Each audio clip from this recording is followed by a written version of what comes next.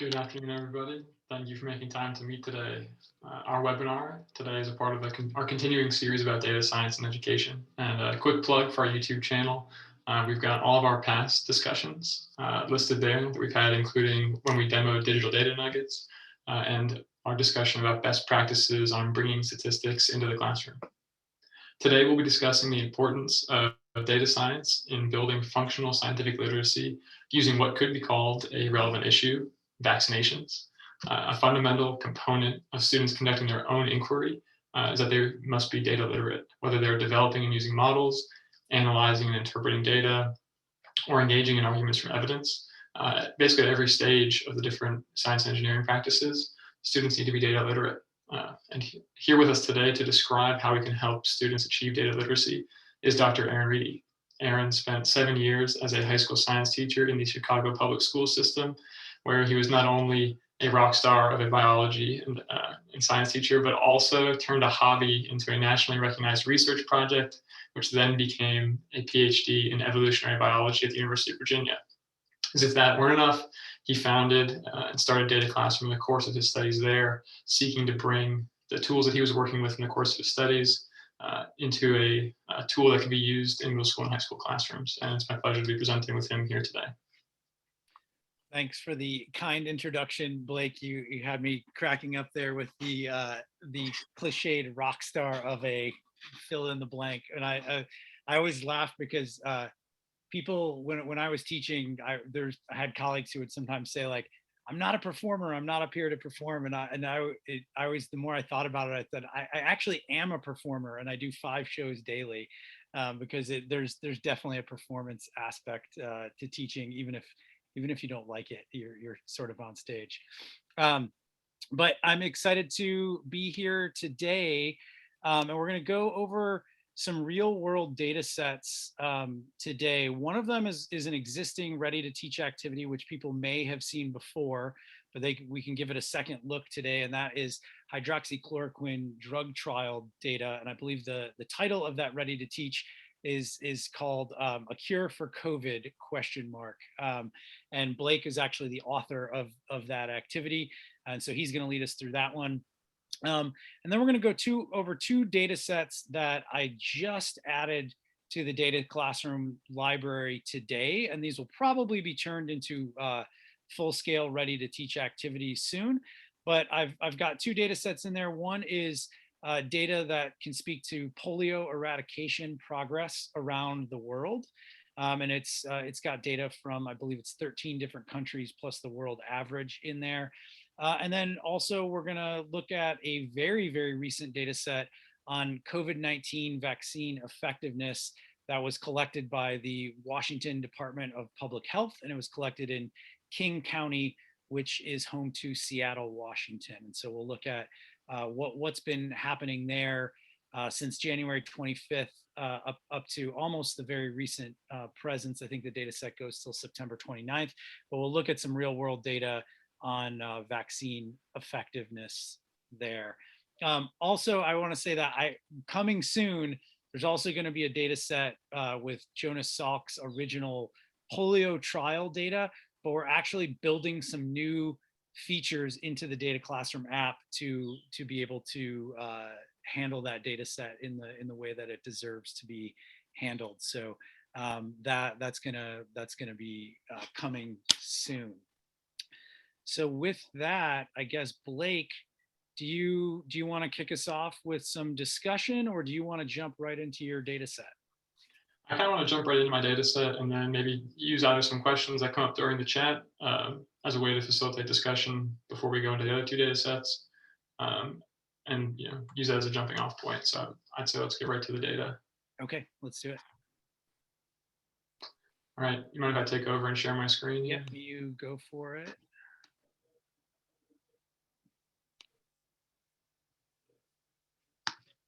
And Blake, I will try to play your role of professional question asker as we go. So if I have any questions come into the chat, I will feed them to you.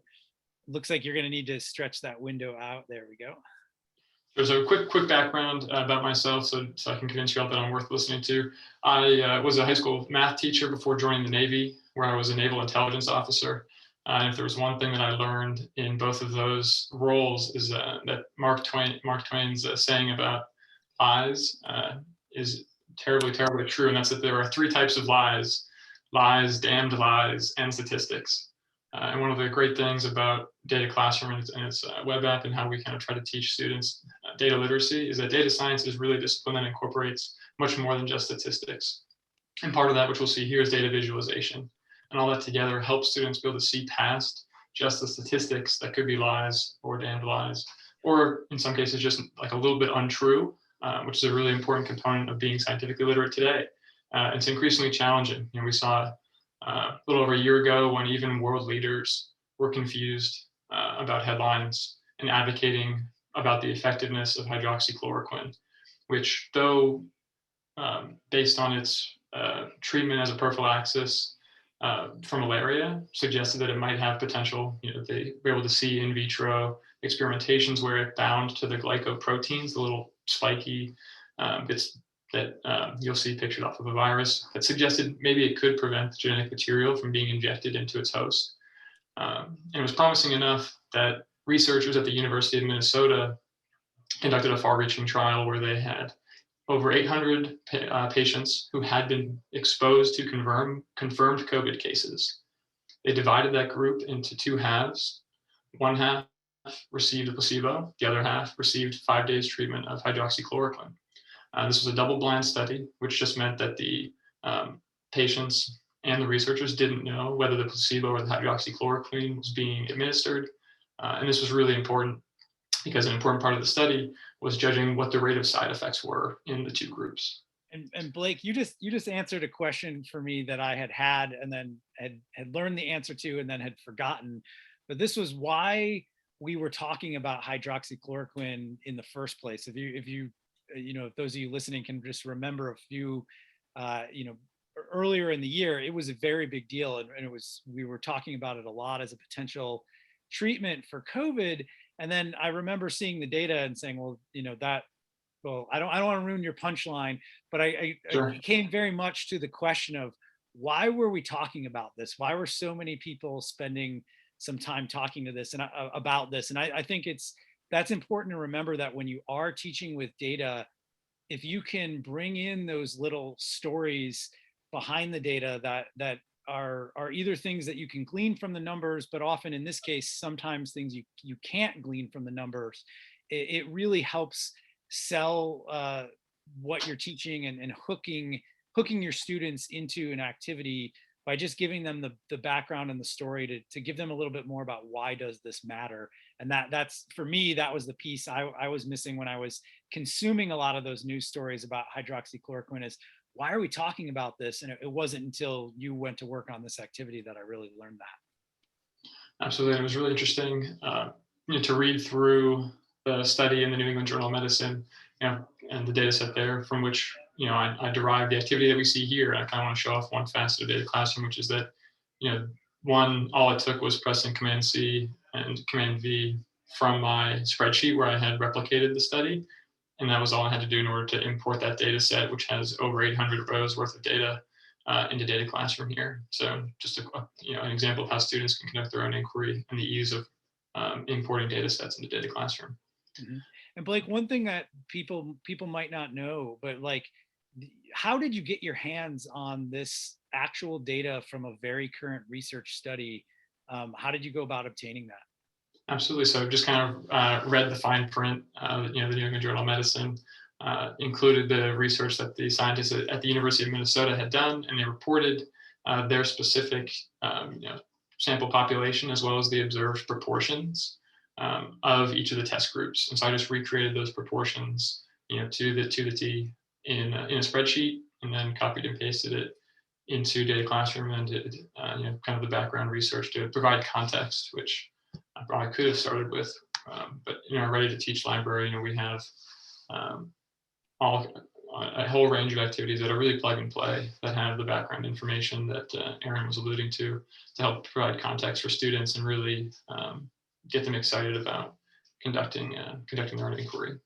Mm-hmm. But so looking at this data set, what's really cool is you get to see beyond just the headlines, which could be confusing.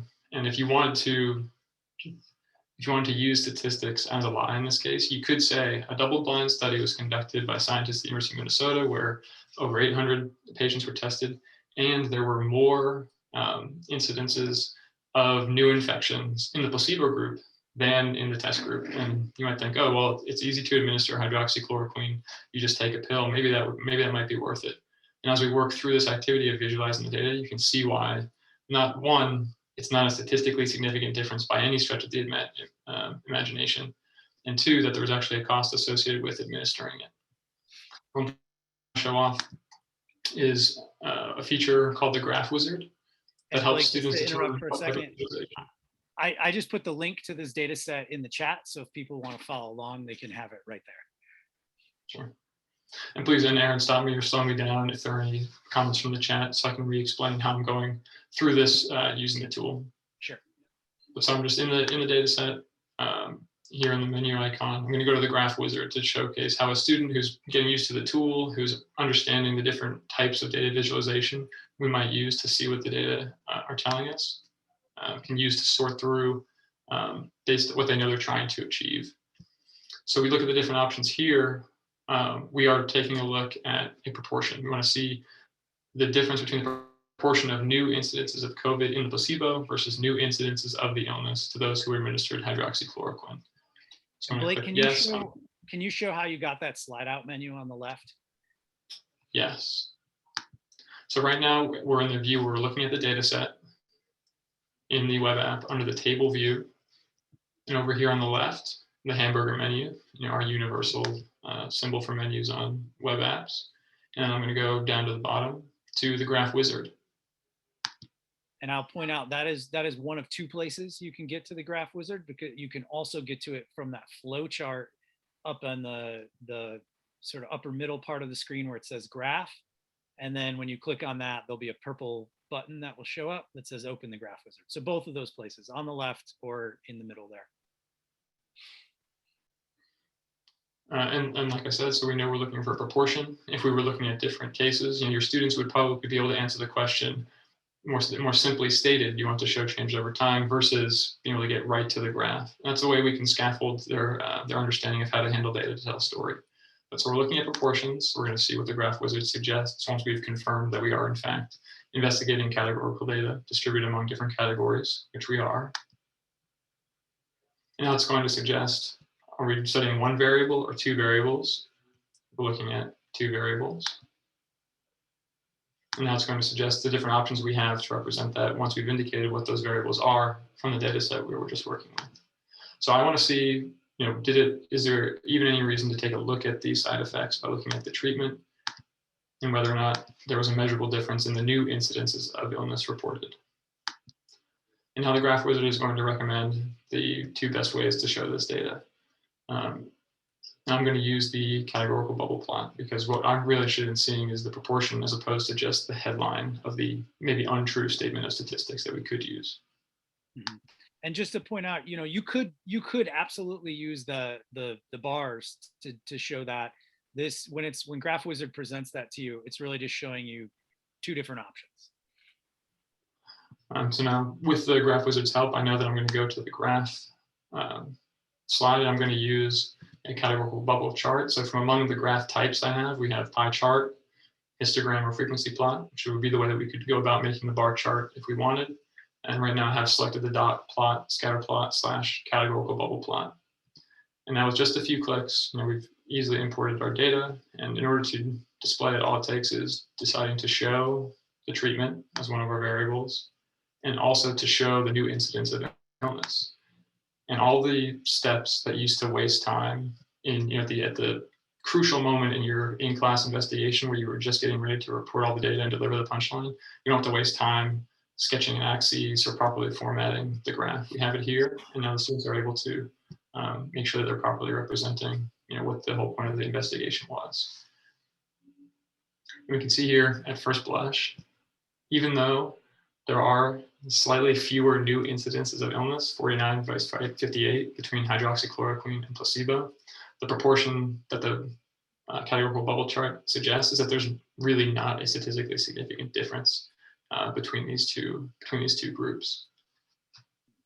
And I'll point out that those circles are actually different sizes because they're scaled to those counts, the 366 to 349. But it's the area of those circles, and it's almost imperceptible, the difference in area of those circles looking at them, which follows with that conclusion of, yeah, there's not a difference between those two treatments. And again, if we wanted to be really forgiving of people who might disagree with what the data is kind of showing us here, someone who might argue, it's easy to take hydroxychloroquine. It's just a tablet, it's not even a shot. You might then ask them to consider what the side effects were between the two groups and then determine if it's still valuable. And all I'm going to do is change so that we're displaying the side effects reported. And as you can see, now it's a little bit more clear that these dot plots correspond in size to the number reported, that there is a much greater incidence of side effects reported with hydroxychloroquine, which includes stomach pain, nausea, and diarrhea, sound like a Pepto-Bismol ad. But those, you have to weigh those side effects against the negligible difference in an increase in or decrease in new incidences. So we can see really with a pretty basic but careful consideration of the data, there's nothing to suggest either that hydroxychloroquine was an effective prophylaxis or that it was worth taking even just to mess around. Yep, that's a pretty clear result. And I found it really, really interesting, again, when you were building this data set was when it was really in the news a lot. And it just kind of struck me how little quantitative information is presented in conclusions in news reports, and I think that's a real shame. And I think it's partly because that in general people might not be as strong as they could be in interpreting graphs. I think this kind of thing is eye-opening to your students, to show them the actual results that are being talked about and then form their own opinions about, was that talked about in the same way I would have interpreted it. We have a question in the chat, and it's, are there statistical tests that DataClassroom can easily run to back up the visual circle size comparison? And yes, there are, and I'll let Blake show that. Certainly. So we have graph-driven hypothesis tests in order to be able to compare the two. So that here we're going to use the chi-square test of independence. And we can see, right now we're just looking at, obviously there's a visual, you could tell that the placebo had a noticeably different rate of side effects reported. And this is just the actual official calculation of that. The p-value of less than 0.01, we can reject a null hypothesis that they're the same. And if we were to go back to where we were investigating how similar the new incidence of illness were between the two groups, we could do the same thing with the graph-driven hypothesis test. Now I think we're going to get a bit of a different answer. You can see that we would not be able to reject the null hypothesis that there was a statistically significant difference here. All right, little to no indication from a large sample size that was double blind. Yeah. One thing I want to just say as someone who has been in the classroom and didn't really know stats very well, but was very interested in them, and especially with student lab data, and then going through my training as an evolutionary biologist and a practicing researcher, I feel pretty comfortable telling you that with just a little bit of practice, your eye test is sort of very accurate with what a significant result will be on a p-value. When something looks really clear cut, it's almost never that I then run a statistical test and am surprised by what I find. You're usually able to estimate those things, and the more practice you get with that, the better that you'll develop that sense of knowing what the statistical result will be when you actually go ahead and calculate it. Absolutely. And the last thing I just wanted to showcase here was one, if your students, perhaps if you guided them through the activity where you made the categorical bubble plot, you asked them to make a different representation, tell a story as they wanted to showcase it. It'd be very simple for them to make a bar graph here. We would just change, for instance, the number of side effects reported among the two groups. Sorry. And then this graph is really easy to export. So if your students work in Google Docs or any other text editor, you can copy this image to clipboard, and they're able to, with only a few clicks. But it's a few clicks, but it's also an appropriate understanding of how to represent the data. They're able to place it in a lab report or any other type of activity that they might submit.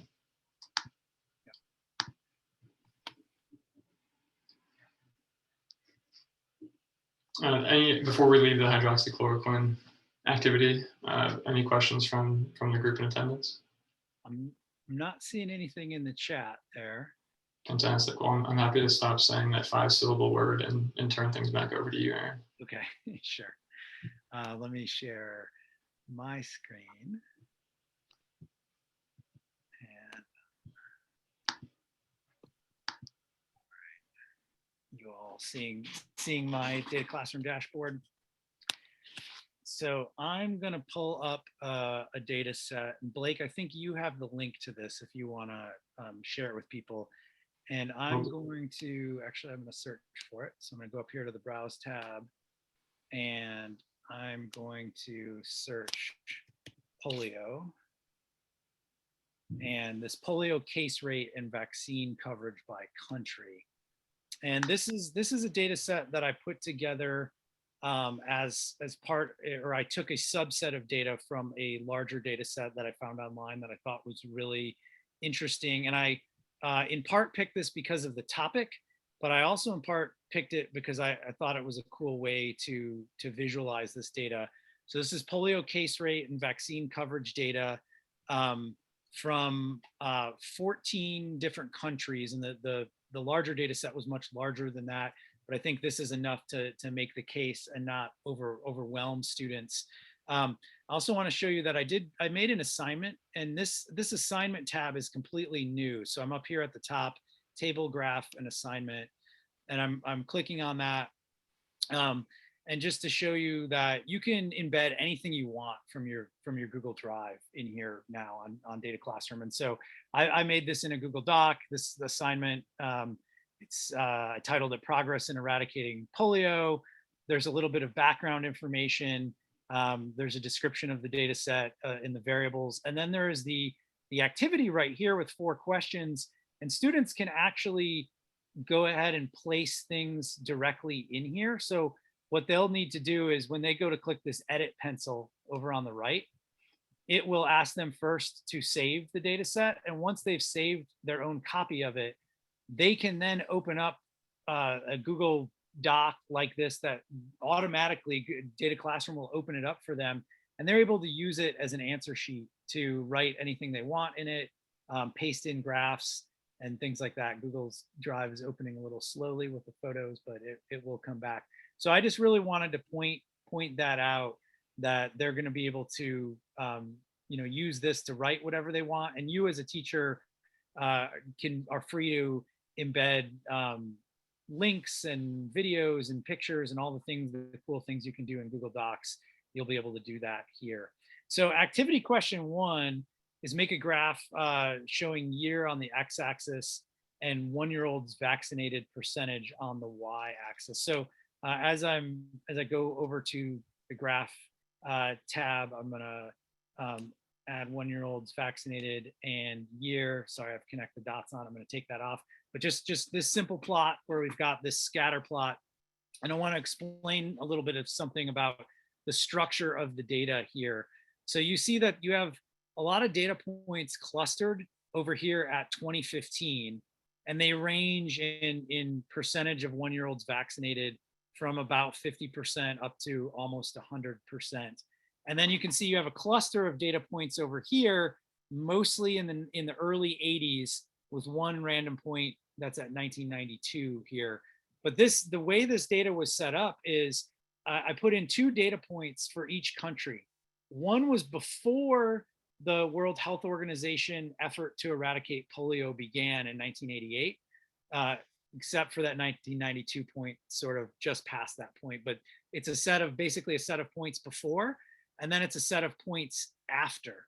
And you could look at this data set and you could do something like add a regression line to it. And it's sort of a weird data set to fit a linear regression to, because it really is so bimodal. So I'm just gonna take that away for a second. But I'm gonna show you that if you add country as another variable, so I went up and added show country, and then I'm clicking Z for this. And now my data set is color coded by countries. So this starts to be a little bit more informative, but the visualization I really wanted your students to see, because I think it's kind of striking and it's interesting. It's maybe not something that you see frequently, is if you connect these dots like this. So I added country on Z, and then I connected the dots with the little checkbox. You can really take a look at what this trend is, and you can see that basically all of these countries where the lines connect the data points for the same country before polio eradication effort was widespread, and then after. And you can see that just across the board, the percentage of 1-year-olds that were vaccinated for polio went up, where there is one exception here. And if you dig into this data set, I'll tell you it is the Ukraine, which actually went through some hard times in their vaccination program, and we're not managing to get as many kids vaccinated against polio. But I think these sort of paired dots are an interesting way to look at this. And I'm going to show you, this is one graph in the activity. And then the other key graph in this activity is to look at the relationship between, and I'm going to make the connect the dots go away for a second and I'll bring it back, but the relationship between 1-year-olds vaccinated and polio case rates.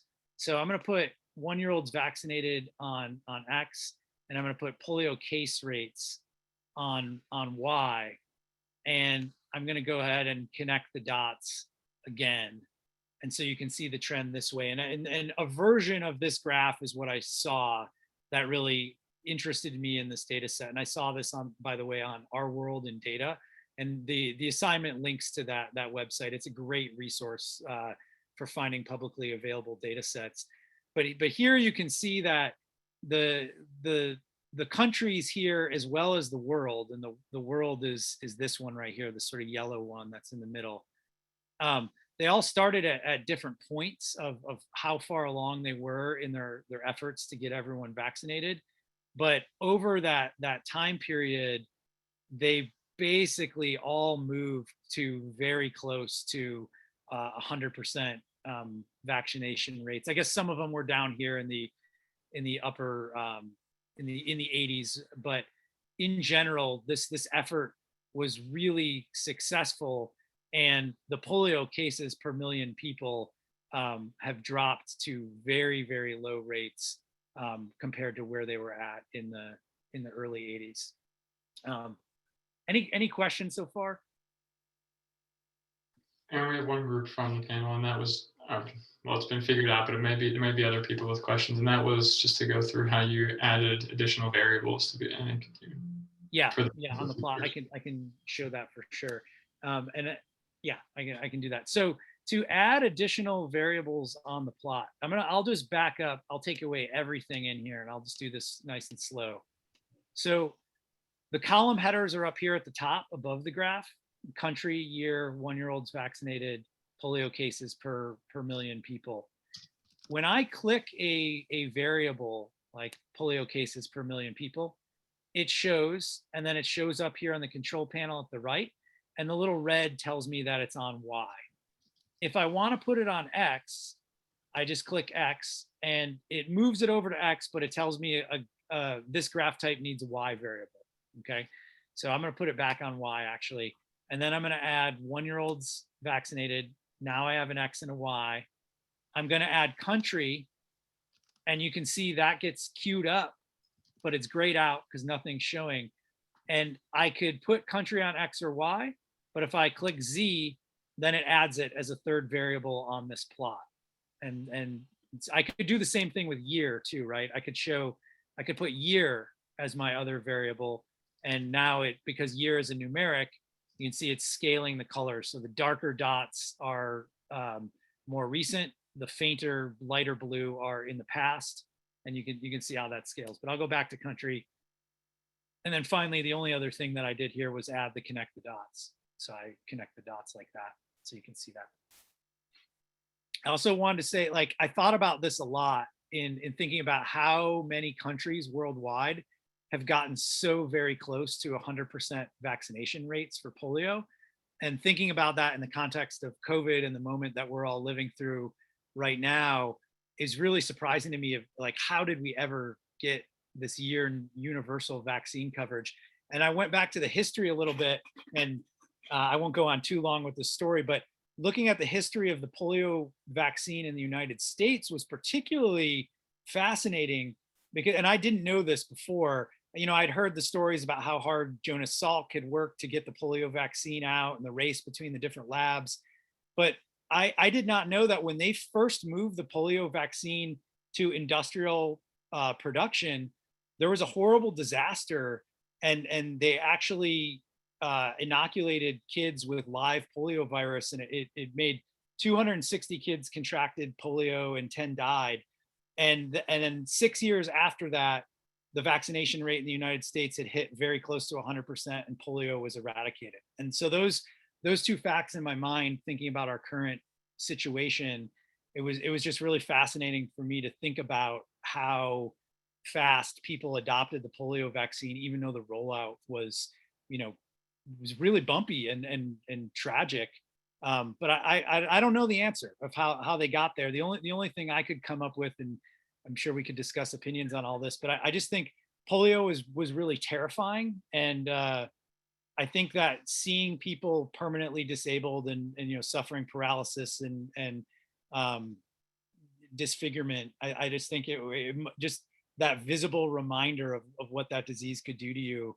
I think it is maybe scary in a way that maybe COVID isn't as scary to as many people. I'm not sure. I don't know what the answer is, but it was certainly fascinating history to read through.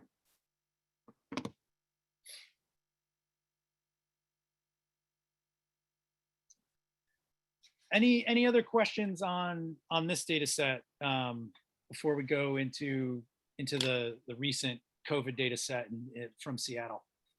Yeah, so one quick question and one maybe more involved question. Is polio caused by a virus?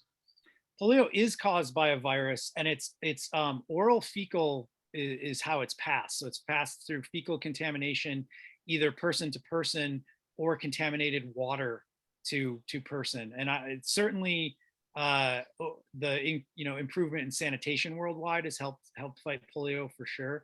But yeah, it's a virus, and it's person to person. And Jonas Salk's original virus used polio virus that had been killed, and then the body was still able to create immunity based on exposure to this harmless killed virus. But the thing that was sort of this is another detail about this story that's fascinating, is because the factory that was producing the virus failed to kill it thoroughly. This is when it was out of Jonas Salk's lab and it was being produced on an industrial scale. So they accidentally injected, you know, people with live polio virus. But the funny thing is that the vaccine that then sort of replaced the Salk vaccine about 6 years later was actually a live virus, but a live but weakened virus, and not a dead virus.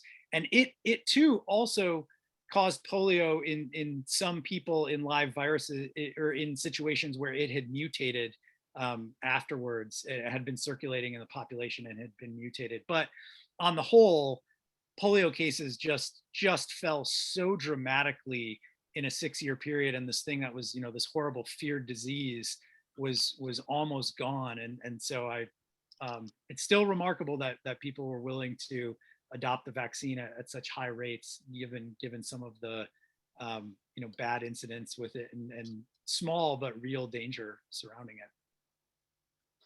And then another question that kind of relates to DataClassroom as a whole is, so we've talked about making modifications to these data sets and what you can do to save them. You demonstrated the attachments. How can you share that with a classroom, and what are the rostering capabilities of DataClassroom? Yeah, so with the rostering capabilities of this, so I'm gonna actually just save this one right now.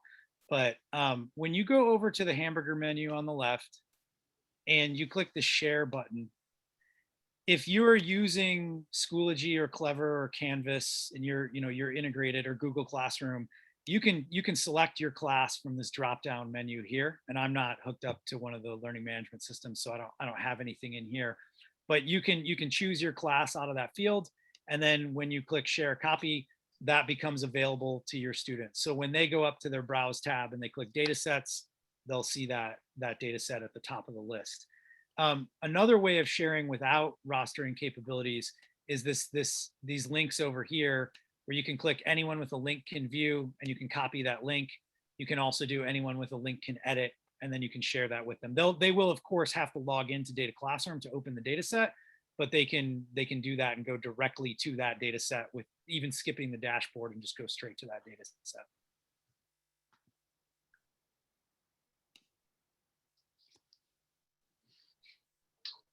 We do have one question from Patricia. Can we use the data sets in StatCrunch? And Patricia, I apologize, I'm not familiar with StatCrunch. I'm not either, but I'm gonna guess you could do it. And let me show you how you would do that.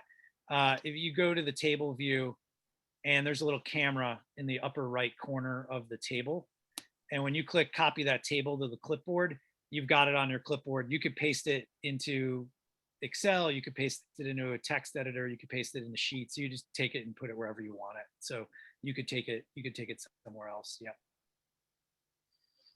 And then kind of a follow-up question to rostering. When using Google Classroom, do students need to log into DataClassroom as well? They do, but they can log in with Google. So when they go to the login page, and there's an option that says sign in with Google, and they can just click sign in with Google. So then it's literally the exact same process they sign into Google Classroom with. So they don't need to do anything else. And best of all, they don't have to remember a password, which we all have trouble with, not just students, but it can be particularly frustrating when students forget passwords.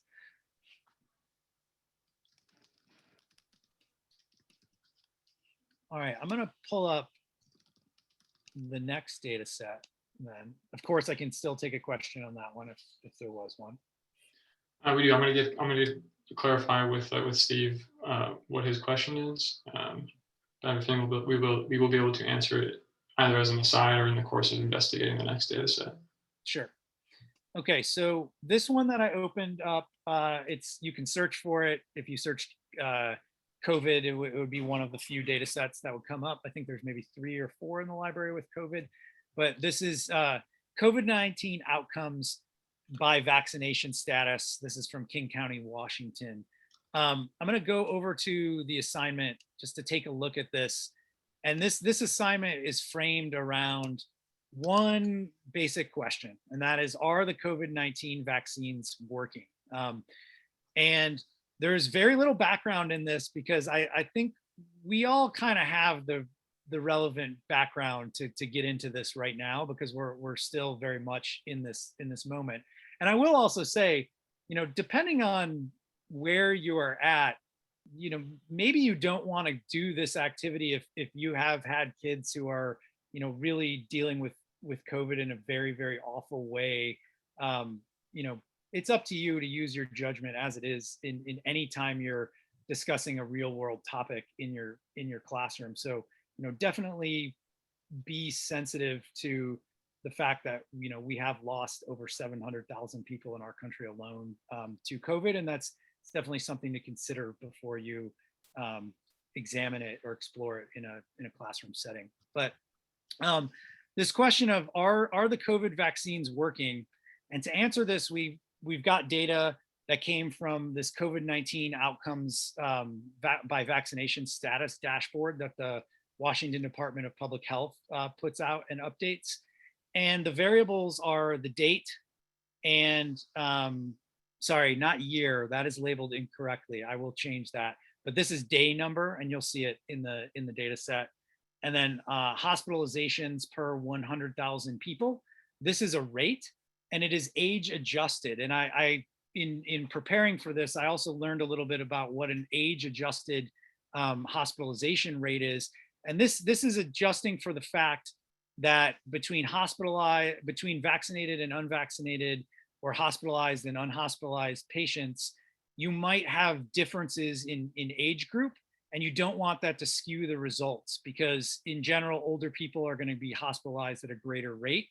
And so the way that this rate works is that it takes the age specific rates of the disease. So it looks at a bunch of different age classes, and then it multiplies those by the proportion of the total population that's in each age group.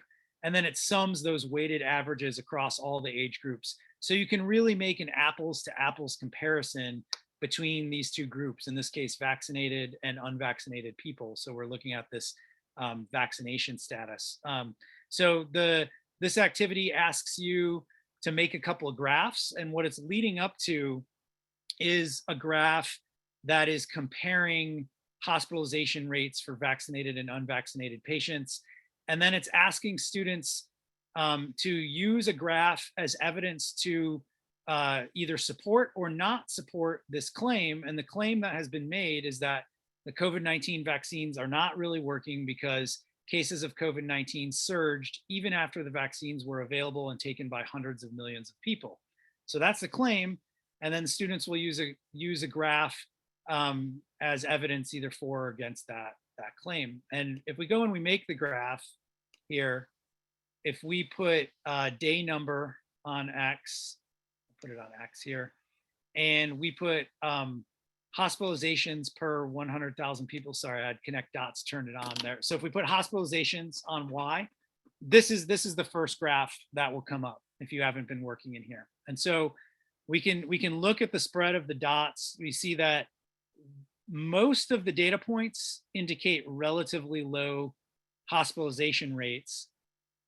If we want to talk about the trend over time, we could do something like add a line of best fit, and this is a linear regression. We can see a gentle, a gradual slope up. So as time went on, and I should also say, I don't if I didn't make this clear, day 0 is January 1st, 2021. And it just goes through time. And I think that this goes up to September 29th, 2021. So very, very close to the present. But you can add this regression line. But if you really want to drill down toward the main question that this activity is getting your students to look for evidence for, you have to add vaccination status. And I did that just like I did in the last example. I clicked show, and then I clicked it as the Z variable. And you can see the color coding here, where patients who are fully vaccinated, their hospitalization rate is indicated in purple, and patients who are not fully vaccinated are indicated in the teal. And better than a regression line here, if you go ahead and you do connect the dots, I think this really shows the story of what's happened in 2021 so far in King County, Washington. And you can see the hospitalization rate for fully vaccinated patients is lower than it is for those that are not fully vaccinated at every single time point throughout the year.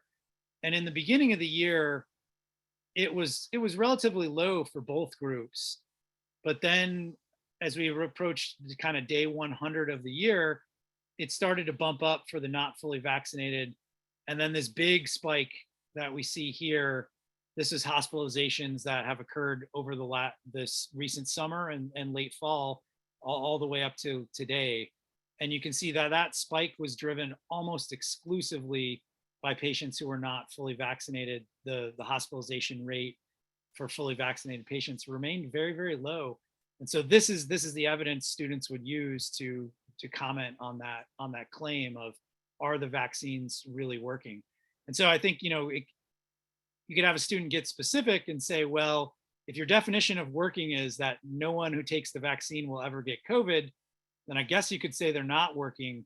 But if your definition of working is a dramatically improved health outcomes for those patients, then I think this is this particular data set is pretty resounding evidence that, at least in King County, Washington in 2021, it appears to be working quite effectively.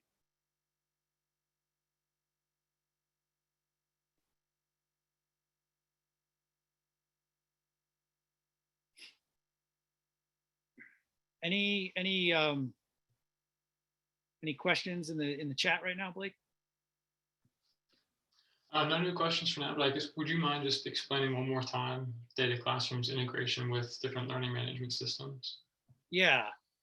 So we integrate with Clever, with Schoology, with Canvas, with Google Classroom, and we're about to add ClassLink. It's probably going to be ready in the next 6 or 7 days. But what you can do with those integrations, and I'm going to move away from the data here. I'll save this in case we want to come back to it. But if I go back to the dashboard, the first way you do your rostering is you go to this create your first class, and this is what you're going to do if you're going to do it manually, or if you're going to do it with bring in rosters with Google Classroom. And I guess that was really the question. So to bring in a roster with Google Classroom, you go to create, you enter your enrollment code for your Google class here, and then you give an initial password for your members, but kids don't have to use this password because they can log in with Google. What I recommend is make this something easy, and you can keep it in reserve as a fail-safe if they somehow cannot log in through Google and they've lost their login credentials to Google, they can log into that. Now, if you are, and I'm going to go up to our help to get a visual to answer this. If you're using Schoology or Clever or Canvas or very soon ClassLink, I'm going to click this question mark on the purple bar, and this is going to open up our searchable user guide. And if I go to, I can search for this topic, but if I'm going to go to like this creating classes and adding student accounts. And I think there's an example in here for Schoology. Here, I'll do importing students from another LMS. But what you're going to need to do now, this kind of integration requires your district to add DataClassroom as an app. But once they do that, you'll find DataClassroom like this is what it looks like in Schoology. It'll be over here on the left. You click it, and then you say, okay, I want to authorize it, approve, and then sync your classes, and it brings it in. So for Google Classroom, it's a little bit more teacher managed, and so you're able to bring your classes in that way. For these other LMSs, you're going to need to get your district to add it first, and then from there it's really easy. It's just, I think it's 2 clicks and you're up and running. It's also, I should say, it's not hard to do it manually. So if I go to that create a class and enter members manually, if you have a list of student emails, you can paste it into this new members field, and do not enter them in one at a time. That's going to take you too long. Copy the whole list, paste it in, and then you give it an initial password, and you give your class a name, and then you click create, and it does it. So that should probably only take you a matter of minutes. You can also see instructions in the user guide on how to do that. I think I even have I think I did a short 2-minute YouTube video that literally walks you through every step of it. Thanks for taking us through that, Aaron. One question we have from the crowd. How common are the data sets like the King County data set? And I do not know exactly what Steve's referring to with the King County data set. Okay, yeah. If you mean how common are data sets that come from the real world, they're pretty common. I'd say they probably make up more than probably 3/4 of the library, with the other quarter being sort of classic lab experiments that come out of classrooms. If you're asking about like COVID-19 data sets in general, we only have a few of those in the library. I think it might be 4 now, but yeah, did that answer your question? I'll follow up with Steve. Okay. Okay, well, as we get to the end, I can definitely hang out and answer questions, right up until the end of our hour. But just so I don't forget to say, if you want to have us talk to your school about a DataClassroom license at your school, don't hesitate to reach out. Just drop us a line. You can email Blake at dataclassroom.com. You can email Aaron at dataclassroom.com or info@dataclassroom.com. And we'd be happy to talk you through the details, get you a proposal or whatever you need. The other thing I'll say is, like, we are a pretty small company. And so when really any kind of question about doing something in the app, you can reach us, and we're going to be able to answer that for you and do whatever we can to help you through doing whatever it is you want to do with the app. We'll be able to get you there. So don't hesitate to reach out for any reason. And I'll piggyback on that too. One of the strengths we have as a small team is we're pretty nimble, and we're always looking to improve. So I'm going to drop a link to a feedback form in the chat, and we just appreciate it if you take a second to fill that out. One, so we can send you a professional development certificate for the time you spent with us, but also so we can have your feedback on how to improve these webinar series. If you can't tell by us nerding out, we're really passionate about data science and about data science education. And so looking to do our best to improve these webinars to make sure that you're getting the most out of it. Okay, yeah, that's absolutely true. Yeah, go ahead and get that in the chat. Yeah, so there's the form. It's a Google form. I will also make it a point to include that in the follow-up materials. So as with all of our webinars, if this is the first one that you're joining us for, a few days from now, we will send you a follow-up, and it will be a link to a web page that will have the recording, and it will have any links to any data sets. It will sometimes have additional resources, like I'll probably link to the King County, Washington resource, and I'll link to the Our World in Data resource. But we will send that to you in a follow-up. I will say, I get the attendance list off of Zoom to email you, and it does seem like every time, for some reason, there's always one or two people that don't get recorded on that attendance list. So if a week from now you haven't heard from me and you want those follow-up materials, do not hesitate to ask. I will send those your way, but hopefully they'll be in your inbox before you're missing them. And it looks like, Blake, you had a problem with the permissions. I'm guessing you're taking care of that right now. So you do need a Google email to fill out Google Forms. That's his. Okay. Well, thank you, Ashley, for confirming what Eliza said. I will work on that. Okay. Well, we'll get an accessible version of that form up. I'm sure we will figure out how to do it.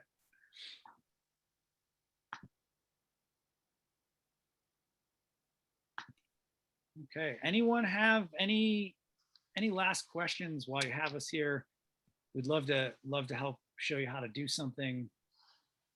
Sure, and I'll say, Ahmed, thanks for joining us from Egypt. We got your email. We'll follow up about trying to get a demo set up with your school.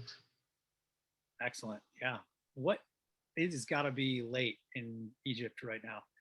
Thanks for joining us live. That's appreciate it.